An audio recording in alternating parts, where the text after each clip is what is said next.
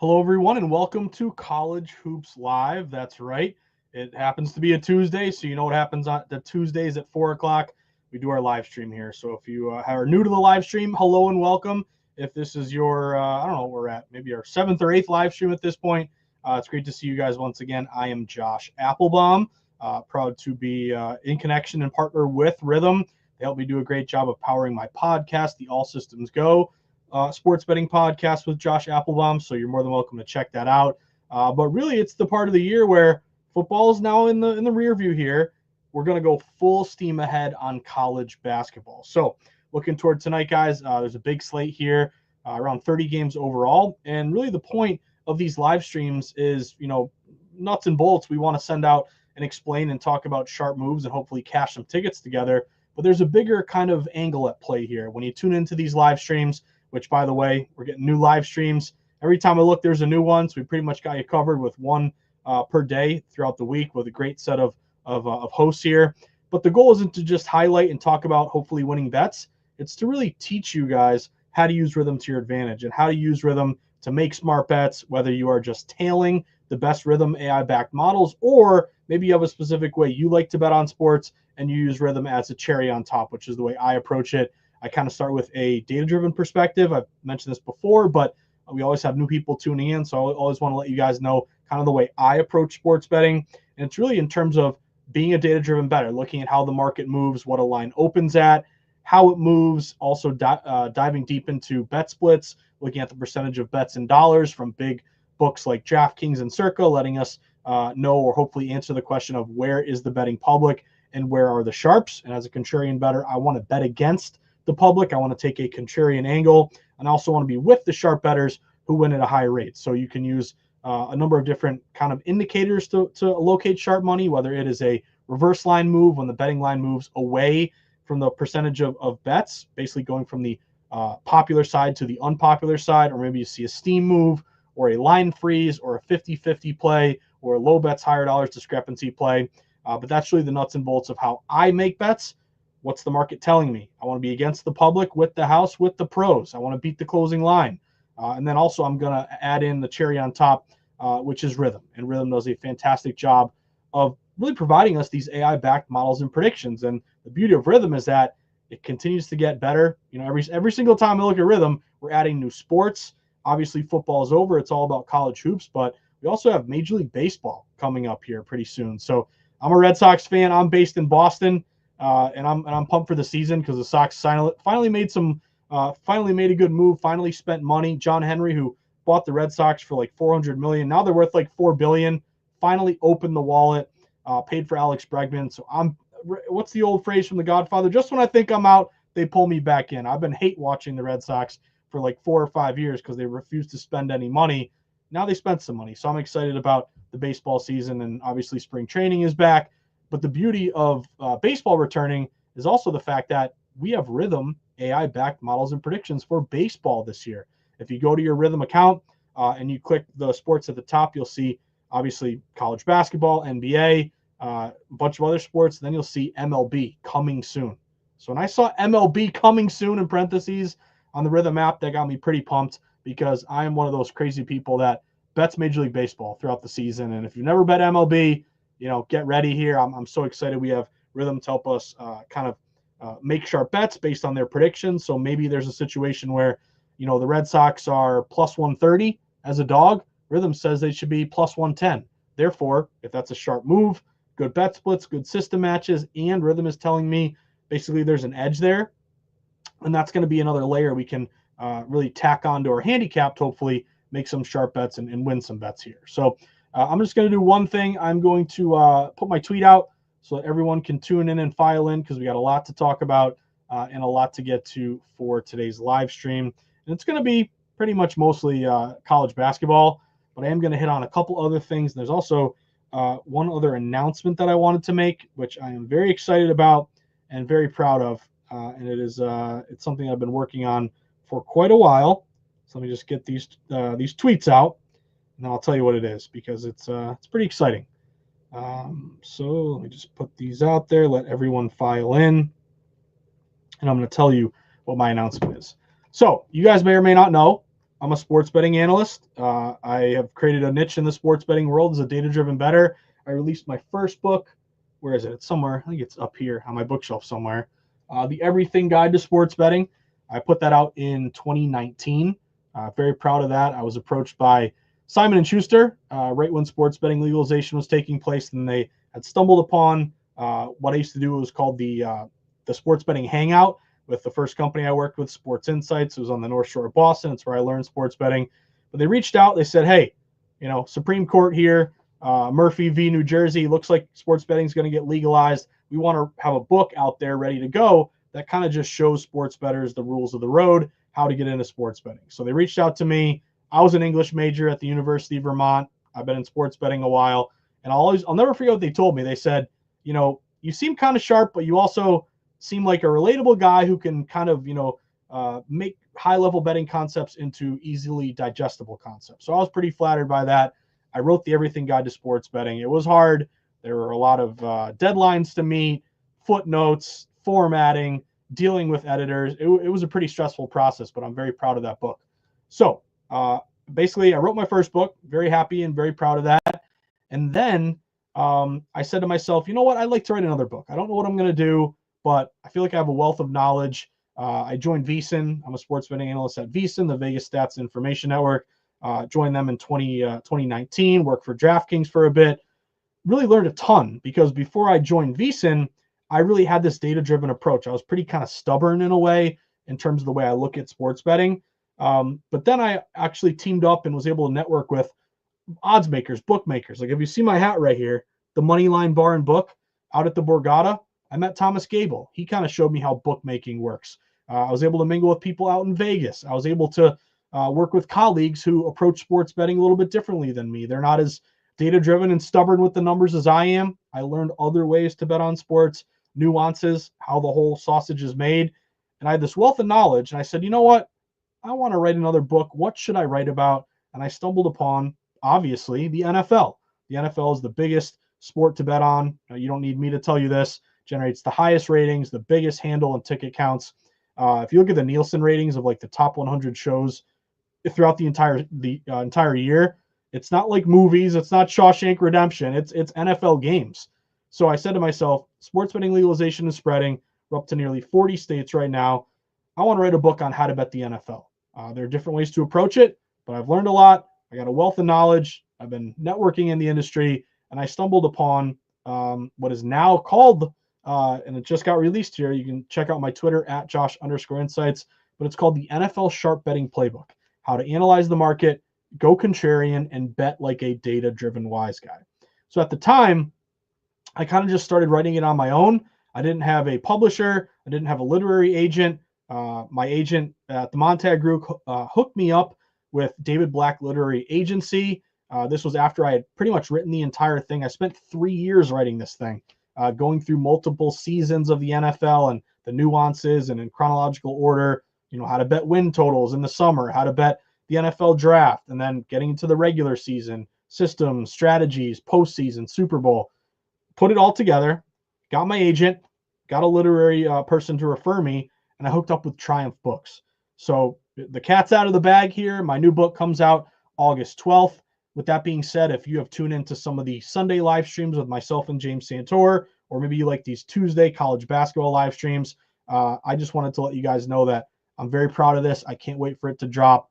And if you want to support the team, if I've hopefully given you some good insights throughout these live streams, or maybe you follow on Twitter or the All Systems Go pod, and you want to help me to keep this buzz going, these pre-sales going, I would love for you guys to go to Amazon.com, type in the NFL Sharp Betting Playbook, and pre-order a copy. Let's get those pre-sales through the roof. But I just wanted to mention that because I'm very proud of it. And I know through these live streams, I've met so many great bettors, and you guys have reached out to me. So I'm really excited for that to drop later this year in August.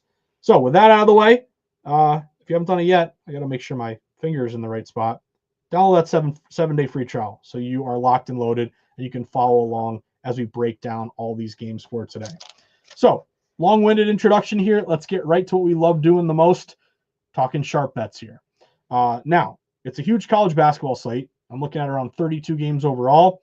I have 3 games that I have in pocket. So in pocket is just referring to the fact that, I've already bet them. They're in my sports betting online account. In pocket really means when you walk up to the counter and you place a bet, you get the beautiful ticket. You put the ticket in your wallet, in your pocket. That's what in pocket basically means. Then I have a couple games here that maybe had some red flags, but also had some green flags. So I'm going to kind of talk through, when you have conflicting data or a couple things you really like about a game, but maybe there's something that's giving you a little bit of pause, how to walk through not just placing a bet on something that, all the green lights are saying bet it, but maybe there's a little bit of wiggle room. There's some caution. How do we decide, whether to lay off or to place a bet? Because, oftentimes you bet a game, you hope it wins. Sometimes you lay off a bet and it wins and you say, why didn't I play it? Sometimes you lay off a bet and it loses and you say, I'm glad I didn't play it. But these are just basically the way I kind of go through the board and kind of decide, hey, I'm going to play this because of A, B, C, and D. I'm going to lay off this, or I'm going to lean, or I'm going to kind of put a little bit of a check mark next to it, monitor it, and give it some more time. Let's see what the late money and the late movement is doing for that particular game. So that being said, huge slate tonight. We got a ton of games, but I'm going to start off with a game that probably you may not have expected to tune into the live stream and hear me talk about, but it is a added game, extra game, a very low bet obscure matchup. But it looks like it's got a pretty sharp line move here. So I'm talking about game 306-541, 306-542, Jacksonville and Florida Gulf Coast. Now, you may remember, I don't know what year it was in March Madness, but you guys remember Florida Gulf Coast, FGCU? I think they were called Dunk City or Lob City or something like that. But same team here that you remember from probably a few March Madnesses ago. Anyway, let's set the stage. I'll walk you through the way I break down a game. And then, of course, we'll get to the cherry on top with what Rhythm is telling us to do. So Jacksonville comes in this one 16-10. Just had a 3-game winning streak come to an end. However, they lost to North Alabama 92-79. Did not cover as a 4.5-point road dog. Flip the page to FGCU. They're 14-13 on the year, so the record isn't quite as good.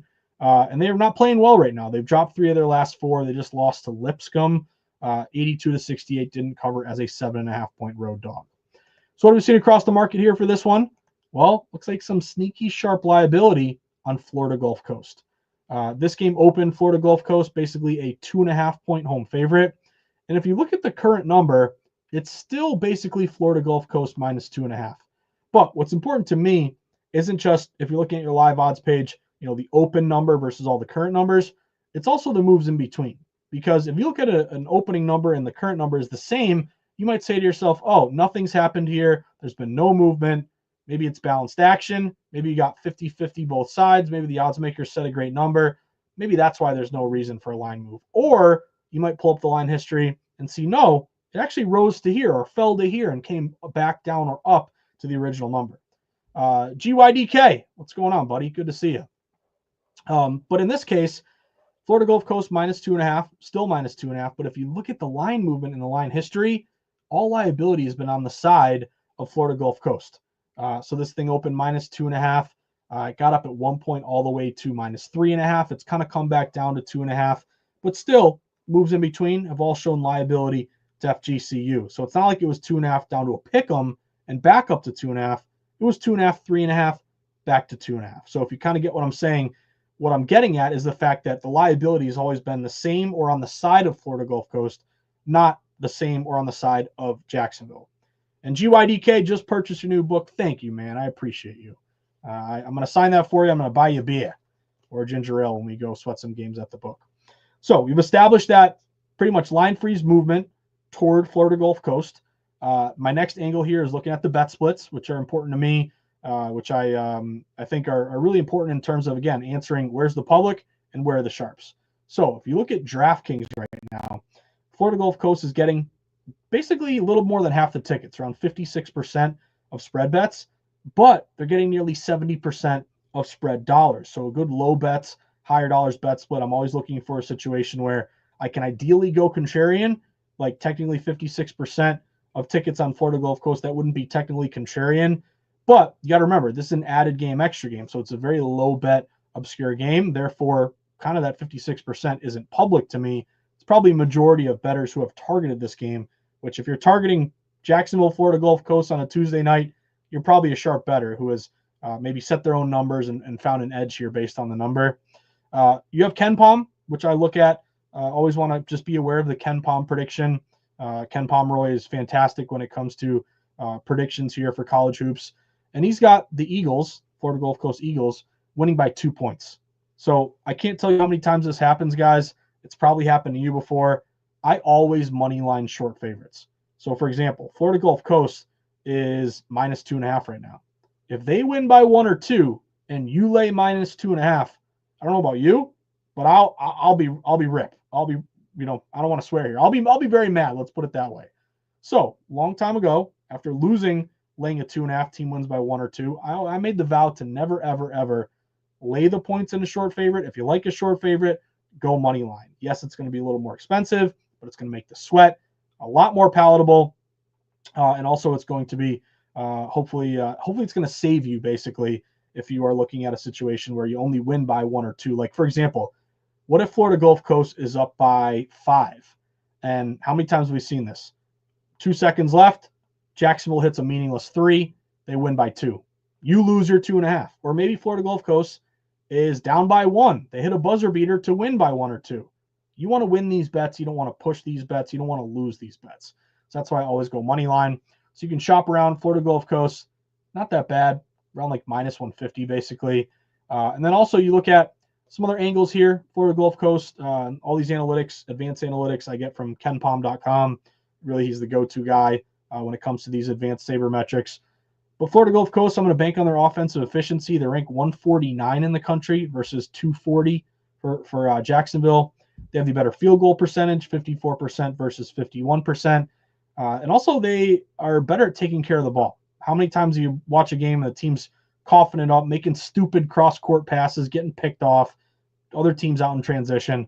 I want a team to bet on, hopefully, that will take care of the ball. Well, FGCU ranks 105. Jacksonville ranks 322. They turn it over a lot. Eagles are also better at limiting their opponent's offensive rebounds. So do you give up offensive boards, extra possessions? That can be very demoralizing, giving up putbacks like that. Well, the Eagles are pretty decent, 58th in the country. Look at the other team here, 225 for Jacksonville. We get to the cherry on top. So I look at here's the thing. You may start with the rhythm prediction. I go outside in. I start with my market-based approach, and then I look at what the rhythm is prediction there at the end. Love the Boston accent when he said beer. Jerry Davis, you know what's funny? I live on the outskirts of Boston. I've been living in Boston since I moved out here after I graduated from the University of Vermont in 2009. But I grew up in Western Mass, the Berkshires. So, like, I don't have the Boston accent that, native Boston people do. Like have a beer, go to dunk, sweat the socks, pocket car and Harvard yard. Like, I don't, that's something that maybe has worn off on me over the years since living here. But I'm from the other side of the state, so we actually. Some people say it's like more New Yorky. I don't really think so, but hey, I don't know what state are you in, Jerry? Maybe I'm a not a true Matt Damon, Ben Affleck Boston accent, but it might come out every now and again. But anyway, last angle here. Built a case for Florida Gulf Coast. Pop open Rhythm. Rhythm has Florida Gulf Coast minus 3.1. So that's what I am excited about. Aaron Lewis, the one, that one, my guy. That's right. He's from Western. I think he's from Worcester, I believe. But good to see you, that one, my buddy on Twitter. So that's how I look at games. Again, we have an added game, extra game. Public is not really approaching this one at all. It stayed the same or moved toward Florida Gulf Coast. KenPom's got him by 2. Good bet splits. Rhythm's got him minus 3.1. So that gets me excited and gives me more confidence to play Florida Gulf Coast on the money line. So that's my first play of the night. Florida Gulf Coast. You can find them around minus 150. Second game of the night for me.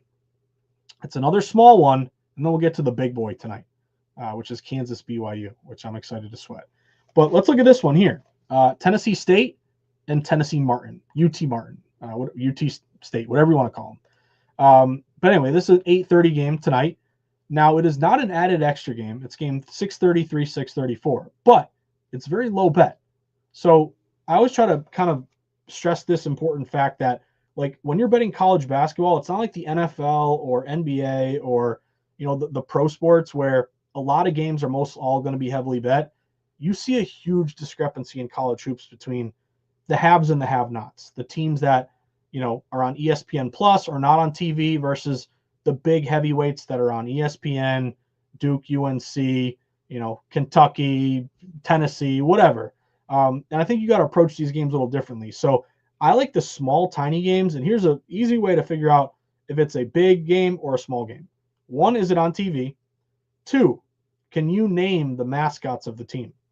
Like we just talked about Florida Gulf Coast and Jacksonville, I think it's the Dolphins and the Skyhawks. But again, you probably don't know those mascots. Tennessee State, Tennessee Martin. I don't really know those mascots. If you don't know the mascot, it's probably a very small game, and therefore it's a game that the public doesn't really care about, doesn't want to bet on. Those games, I want to lean on line movement, because even though the public may not care about it, wise guys don't care if it's big or small. If they set their own numbers and they find an edge, they're going to hit that game. If it's a big game, like Kentucky, Wildcats, UNC, Tar Heels. I mean, you got Texas Longhorns. You know these mascots instantly. Therefore, it's a big school. It's probably a big game. Those are the games where I want to still look at line movement, but I want to put a lot more stock into going contrarian and betting against the public, because there's more public bias to go against. So this game here, Tennessee State, Tennessee Martin, low bet game, small game. Therefore, line movement is going to be important to me. Setting the stage here. Yeah, that's right. Austin P. Governors. Yeah, Jerry Davis knows these mascots. C. Smith. Love you're always on the small obscure games. These are the money makers. Yeah, they won't win every time, but the whole point being is if these are tiny little games and the line is moving, it ain't moving because of the public. Maybe there's an injury. That's always a situation you can look out for. But most of the time, it's because these are small games that the sharps who set their own numbers have gotten down hard on. So I think it's a great point by C. Smith and Jerry and the one and GYDK in our crew here. But anyway, for this one, let's set the stage. Again, give you the way I approach it. Then we'll get to the rhythm angle, because this is actually a really, really good rhythm edge. Tennessee State, 13-14 on the year. Just had a 3-game win streak end, though. They lost to SIU Edwardsville, 84-72. Didn't cover as a 4.5-point road dog. Tennessee Martin, 12-15 on the year. Another losing record, but they're playing a little bit better here. Won 3 straight. Just took down Eastern Illinois, 72-68. They covered as a 2.5-point road favorite. What are we seeing across the market for this low bet game? This civil war here between two Tennessee schools. Well, this game opened Tennessee Martin, UT Martin, as a very short 2-point home favorite. And again, low bet, added obscure game. The line is moving toward Tennessee Martin. Tennessee Martin opened -2. They're up to -2.5. Some shops now even up to 3. So unlike the game we just talked about with Florida Gulf Coast, where it went up and came back down, this has only gone up in favor of Tennessee Martin. So I like that. It tells me that -2 got hit, 2.5 there was value that got hit. Again, some shops now even up to -3. Let's look at the splits here. DraftKings, UT Martin, 55% of spread bets, 78% of spread dollars. Tells me, again, good low bets, higher dollar split.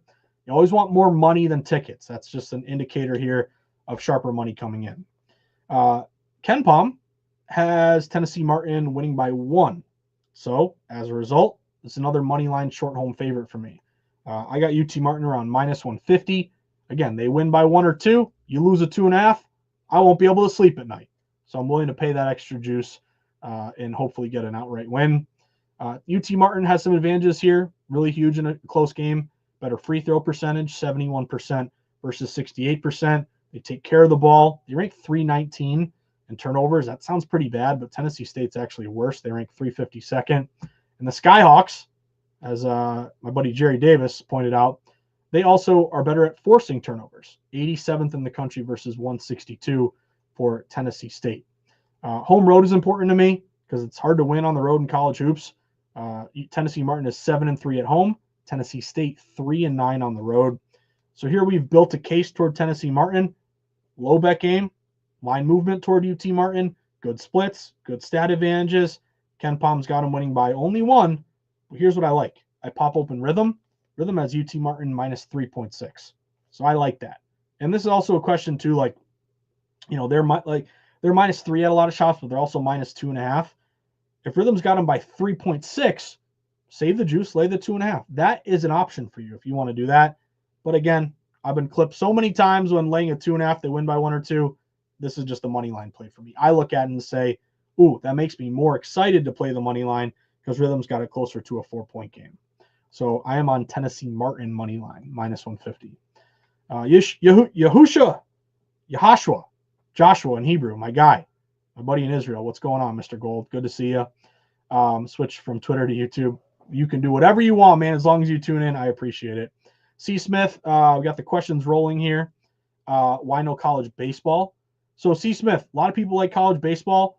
I would argue the data is a little bit harder to find for college baseball. It's a little bit more obscure. I'm not saying there's not value there. I know a lot of people, especially at VSiN, who do a really good job with college baseball.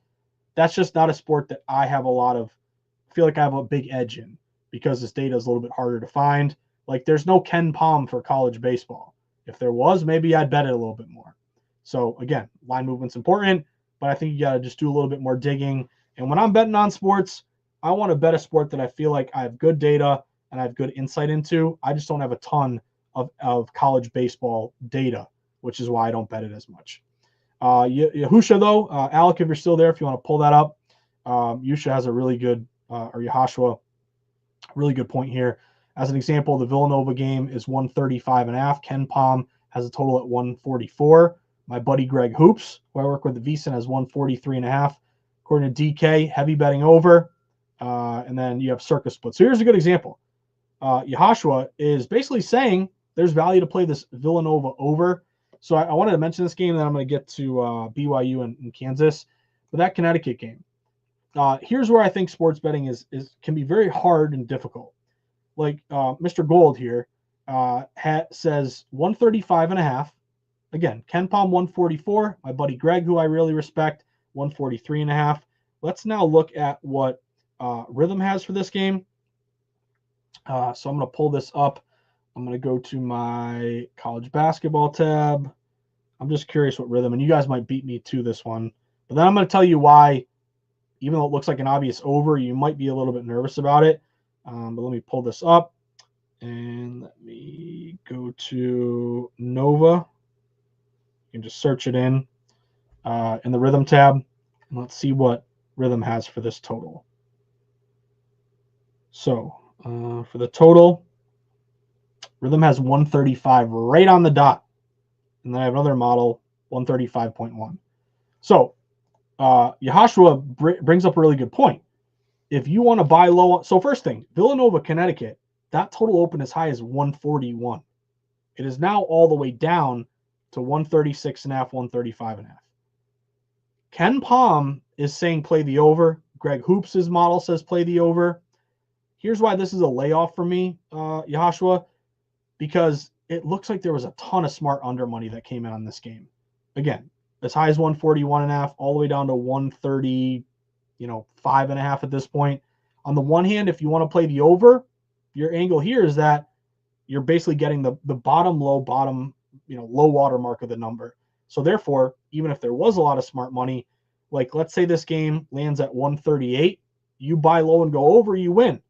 But also some sharps that got the early under 138.5, under 139, 140, they win as well. To me, if you're playing this over, yeah, you're buying low, but basically Rhythm has a 135, and you're going up against a lot of smart money that dropped that total down. And Yahashua says the same thing. Yeah, I would assume you feel the same way. That's maybe nervous, huge drop opening, and Rhythm's line. Yeah, so I'm really glad you brought that up, though, Yahashua, because that's an example of a layoff for me. I just don't want any part of that because, yes, you feel like you're getting a good bottom low, low watermark number, but why are you getting that really good low number? Because there are a ton of sharps that hit that under. So if this lands, and again, Rhythm's got it 130. Like if you told me Rhythm has Nova, Connecticut 138, then maybe I'll say, hey, screw it. Let's take a shot on the over. It is a really low number. For me, that's a layoff because I'm going up against smart under money, and Rhythm basically has the game right where it should be. So that's a no play. So yeah, you got to line up all the factors, which is super important to me. Now let's talk the game that I'm most excited to sweat tonight, and I'm looking for some revenge. Kansas BYU. Now, let me tell you right off the bat, one of my favorite system matches is the unranked home fave versus ranked opponent. And I actually got into a little bit of a tweet beef yesterday, which I'm I used to be a big Twitter battler. I had no problem getting into arguments if I felt like, I was in the right, but I don't do it as much anymore. You really can't convince people, and it just descends into just a shouting match back and forth. So I really don't do it much anymore. But I had someone slide into my DMs yesterday because I wrote about Baylor and Arizona for VSiN.com yesterday. And I really like Baylor. Arizona was a ranked team. Everyone and their mother was playing Arizona. Well, there was a sharp line freeze, even some RLM on Baylor, the unranked team.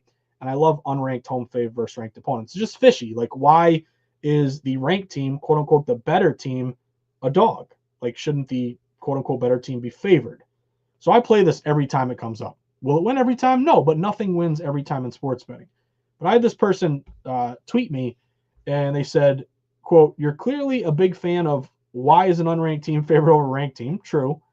But did you know that it's a coin flip? Why do you use it so often?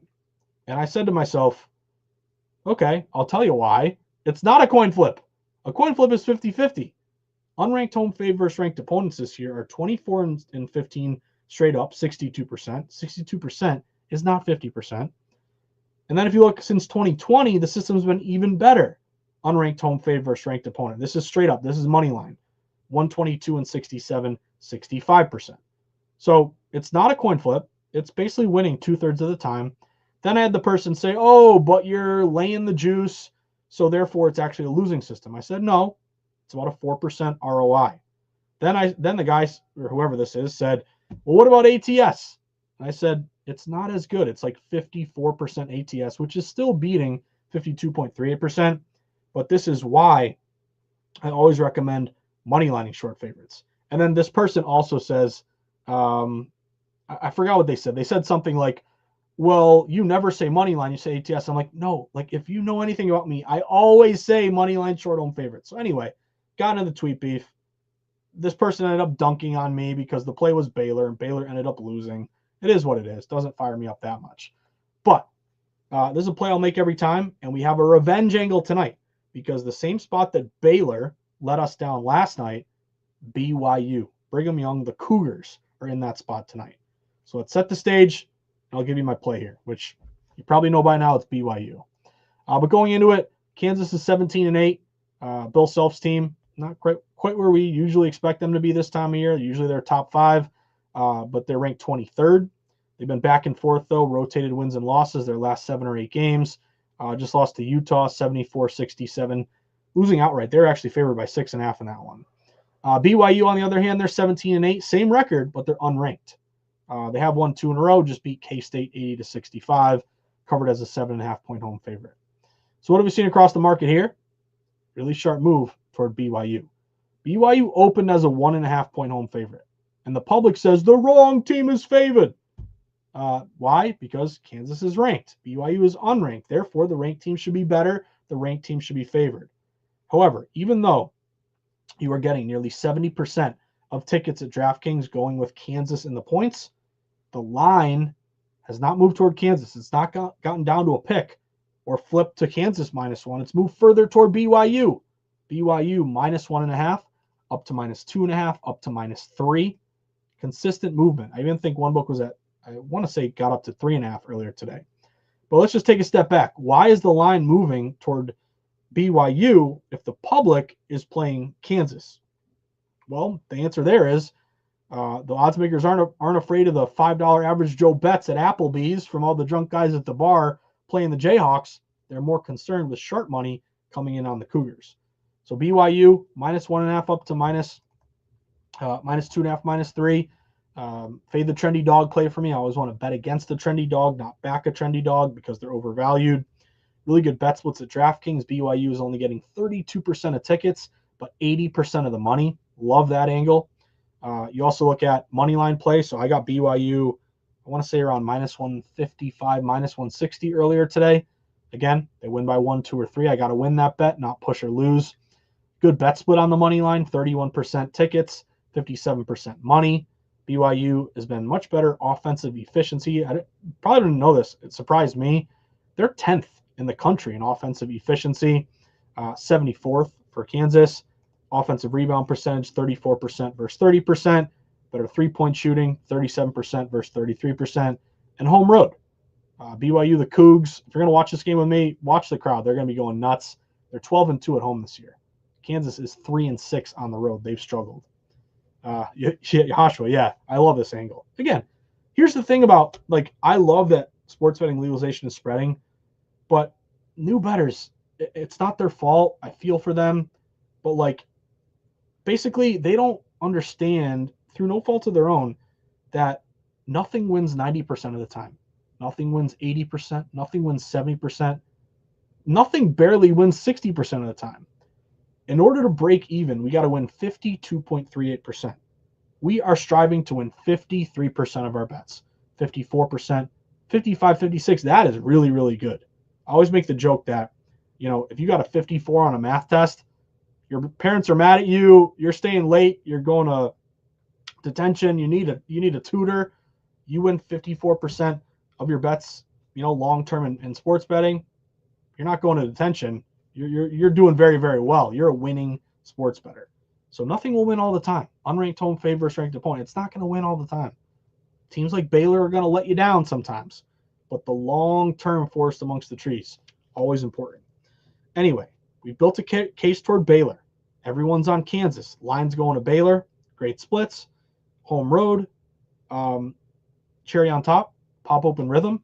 Rhythm has BYU minus 2.9, which is pretty much right at their current 2.5 or 3.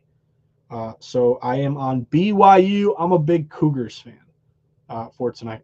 Hate to fade Bill Self in the spot off a loss. And what about the total? Yeah, I hear you. Again, I'm going to trust the market. Something you definitely worry about. Maybe he doesn't have the team he usually has this time of year, Jerry. Who knows? But I got to go BYU in this spot. Mention the total. And someone asked, why don't I bet a lot more totals?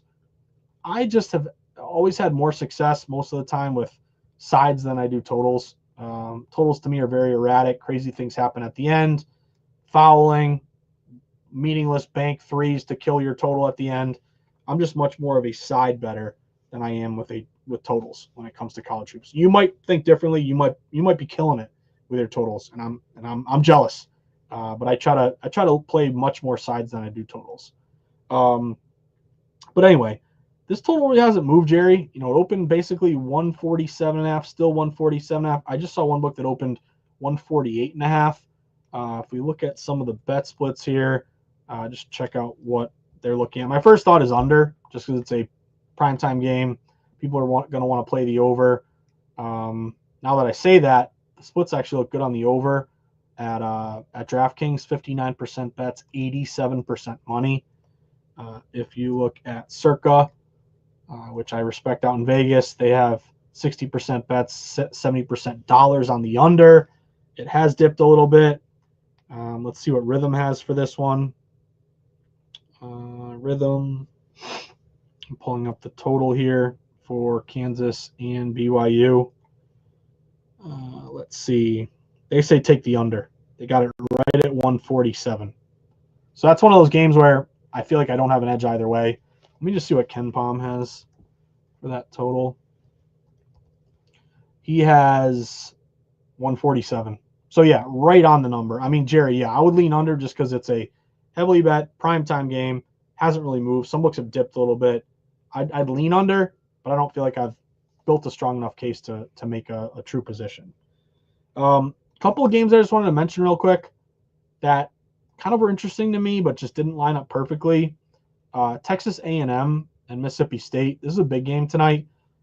This game opened Mississippi State at home, like minus 3.5. It's down to 2.5. So there was some money that came in on Texas A&M. I was looking a little bit. You're very welcome, Jerry.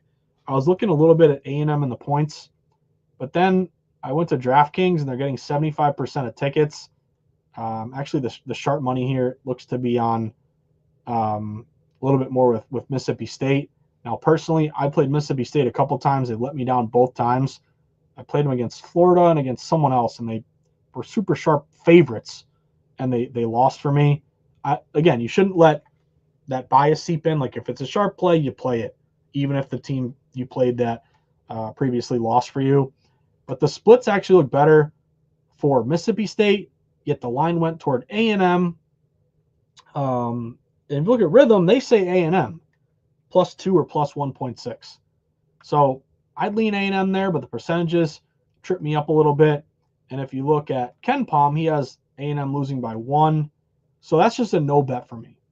Darren Johnson, I have under 147.5. And yeah, so Darren, I'm with you.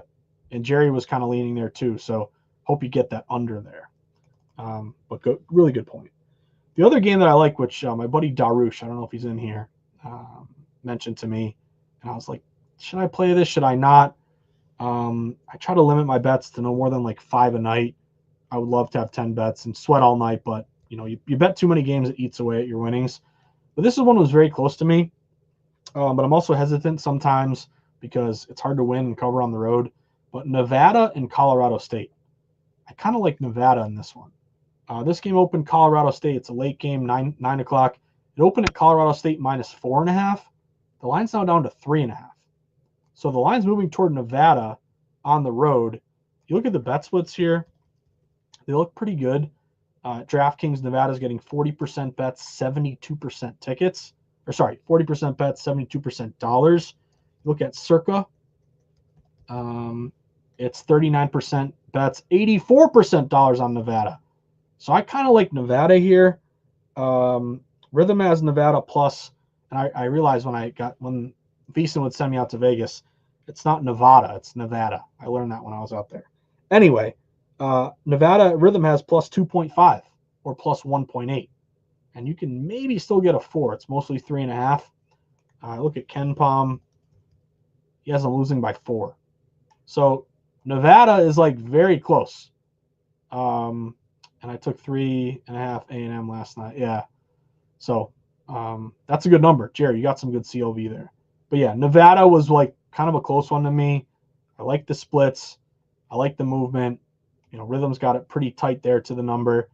I would also mention Nevada, Colorado State. I saw a lot of under bets come in.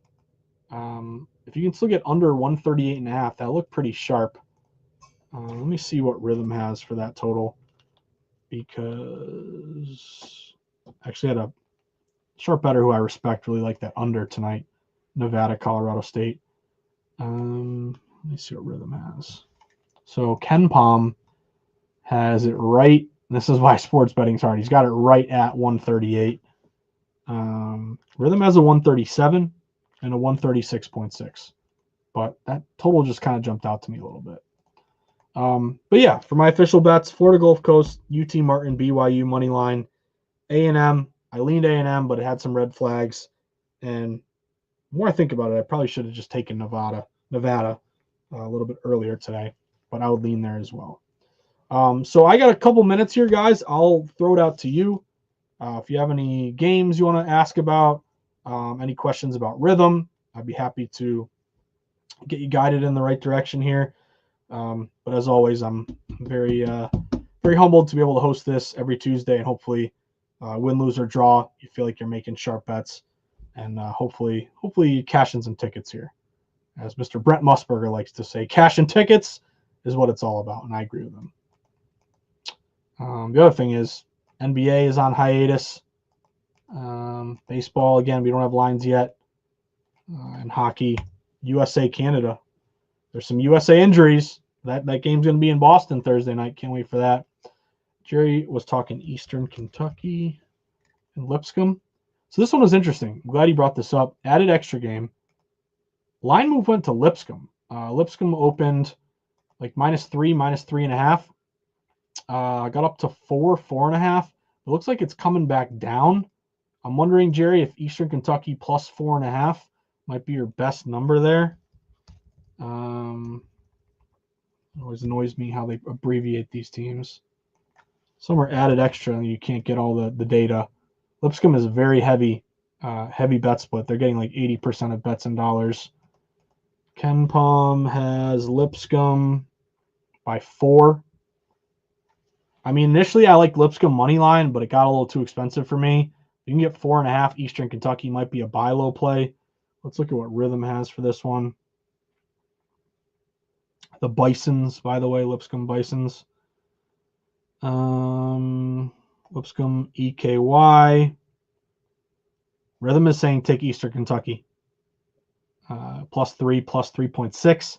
If you can get a 4.5, Eastern Kentucky would be my lean there, Jerry. That one, UFC, yeah, we got to get UFC. I think James Santor is going to work on that. Bender's Consensus Tracker, great insight. Thank you, man. Pre-ordered your new book. Love to know how your record has been for college hoops this year. Does losing season or winning season 1 year affect how you view things in the long term? It's a great question. So you can actually track all of my bets on the Juice Reel app, which I also work with.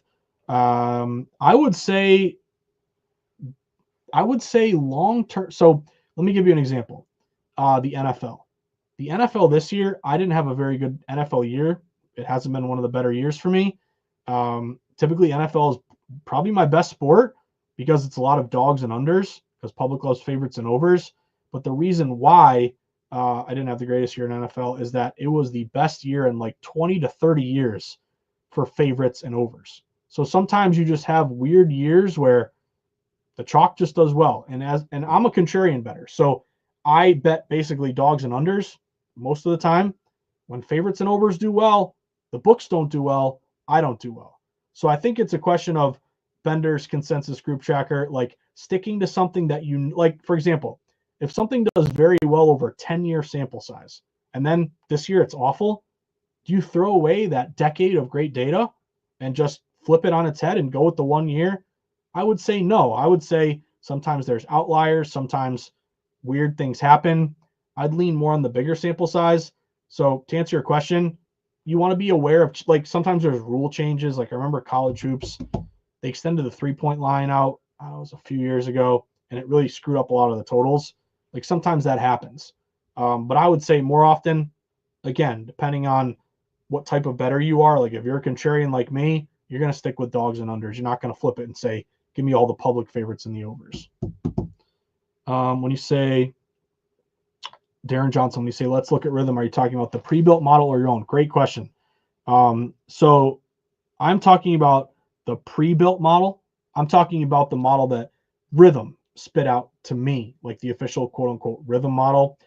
But to your point, I use it in tandem with my model. Like ideally, I want my model and the Rhythm model. Technically, they're both Rhythm models. This is where it gets a little bit weird. But I basically want, here's what I'll say to you. I have two college basketball models. One is my quote unquote, my pre-built NCAA model. And then I have a model called Josh. So like I don't know if you can see it here. But anyway, I want them both to be basically similar. If one is way different than the other, then that kind of worries me a little bit. It just says that there's no consensus. So for example, that Eastern Kentucky game, my pre-built model says Eastern Kentucky +3. My Josh model says Eastern Kentucky +3.6. So if I can find a 4.5, they're kind of lining up in the same direction there. Also pay attention to the indicators there, like the green star is basically a recommended bet. If there's a caution flag, you're less confident. You got to build more of a case to bet it. But to your point, Darren, if you have the ability to create your own based on whatever weighted factors you look at, use it in tandem with the Rhythm one. But if you're making me pick one, then I'll go with the quote unquote official Rhythm model, which would be your pre-built. Hope that helps. Let's see. C. Smith, Western Michigan, Buffalo. This one was, I remember this one from earlier today. Let me pull it up. I liked Western Michigan there, C. Smith, to be honest with you. It opened like Western Michigan -1.5. Now it's Western Michigan -2. It's juiced up like it may go to 2.5. It's been nothing but Western Michigan money in that spot. Let me pull up one thing here. The one thing that worried me is the splits didn't look great on Circa. Like they have 50% bets, 75% money on Buffalo. Buffalo 59%, 74% at DraftKings. And then Ken Palm has Buffalo winning the game. Like Ken Palm has Buffalo winning by 1. So here's another example of a game I ain't touching because the market looks pretty good for Western Michigan. The line went up toward Western Michigan, -1.5 to -2, 2.5. But yet the splits and the Ken Palm prediction basically has Buffalo winning the game. I used to always joke the Ken Palm sound the alarm when a dog in the betting market was actually favored. Yeah, so C. Smith, same thing here. Like, that's a no play for me. If you look at Rhythm, and to Darren Johnson's point, like, what does Rhythm say for this one? Pulling that up right now. It's populating. It says well, here's where it's complicated. It's a caution flag, and it says Buffalo should be plus 3.3. That's the Rhythm model, and my model says plus 2.3. So I think your angles here are, if you like Western Michigan, it's a money line. If you like Buffalo and want to buy low, I'd wait this thing out. It's a 7 o'clock game. Can you get me to 2.5? But again, not everything's lining up, so it's a layoff. James Berger, do you trust the Sharp Mush feature on Juice Reel, boss? James, I do like that feature, but I don't use it as like an end-all be-all to make a bet. Like, I'll do all my research in handicapping with all my different criteria, bet splits, line movement, Ken Palm, Rhythm, and then I'll look at kind of what Juice Reel is telling me. And I will admit, I do like the Sharp Mush indicator, because you got to remember, like, they're compiling everyone who has synced up their sports books and the actual dollars that are wagered, and they can track your success as a bettor. So I guess what I'm getting at is the Sharp Mush isn't like an auto bet, but if it lines up already with what I'm thinking or leaning, then I feel more confident. Like, again, it's another cherry on top. It's not an auto play, if that makes sense. C. Smith, thank you, man. I appreciate you. So that about does it, guys. I want to thank everyone for tuning in. I love when, you guys pepper me with questions and we can talk through games, because I feel like, if you're tuning into this live stream, you're a sharp bettor, you want to win, you want to bounce ideas off people that hopefully you respect. So I love the fact that we had all these great questions here today. But I want to say thank you for tuning in, taking the time out of your busy lives to come in here every Tuesday and talk some sharp bets. Hopefully some of these plays we talk about end up winning, because that's the name of the game. But I am going to ask you guys a favor right there. That 7-day free trial. If you haven't done it yet, I assume you guys already have downloaded Rhythm. But if you want to give it a 5-star review in the App Store, if you can tweet it out, recommend it to a friend. Let's get everyone signed up for Rhythm. And before you know it, we're gonna have March Madness. Let's not get ahead of ourselves. But baseball, man, I can't wait. I can't wait till baseball gets back, because once you get that 15-game slate every day for 6 months, the ultimate grinder sport. And the fact that Rhythm has baseball, I'm just super excited about. So I want to thank everyone: C. Smith, James Berger, Darren Johnson, Jerry Davis. That one. Who else did we miss? Yahashua Gold, my guy. Who else? GYDK. I appreciate you guys. Thank you for tuning in. Good luck tonight. Thank you to Alec, pulling all the levers behind the scenes, producing the show, doing a great job as always. I will see you guys next Tuesday. And in the meantime, if you ever want to check out the All Systems Go pod, or pre-order my new book, which I'm excited about, just go to my Twitter page at Josh_Insights. You'll see some links there. But have a great Tuesday. Let's cash some tickets together, and we'll be right back at it, as always, next Tuesday. So good luck, everybody, and I'll see you soon.